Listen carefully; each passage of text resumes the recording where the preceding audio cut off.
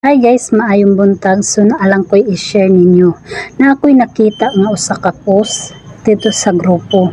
So gusto ko na buhatan ni nako og video karon kay na experience pud ni nako no sa ingatong bago pa kong gasugod og kuan, labi na sa mga ang gamit nila is profile. So guys, para dili mawala ang inyong record sa dashboard, ayaw i-turn off ang inyong professional mode.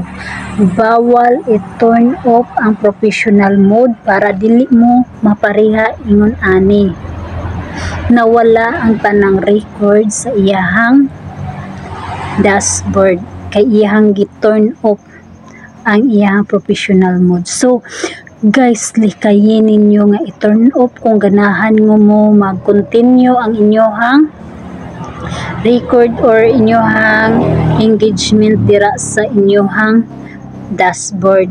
So likayi ayaw i-turn off. Kung naka-turn on na siya, ayaw na i-turn off kay mo automatic zero lahat ng tanan na inyong dashboard. So maong likayi dapat ayaw ninyo i-turn off. Maurag yun na akong ika-istorya ninyo para dili mo mapareha nganon ni ma'am na problema siya nganong na zero ang iyang kuan kay na experience na nako. Gusto lang nako na i-share ninyo kay kahibaw ko nga naa pa joy uban pud niya bago pang nagsugod og vlog na pareha pud nako nga to sa una nga wa pud kahibaw in town ako pang gi-try og turn off ang ako ang kuan, pero pag balik na ko turn on na zero siya. So nawala tanang record.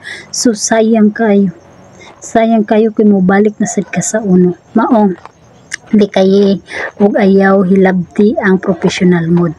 Maura na, please share this video. Thank you.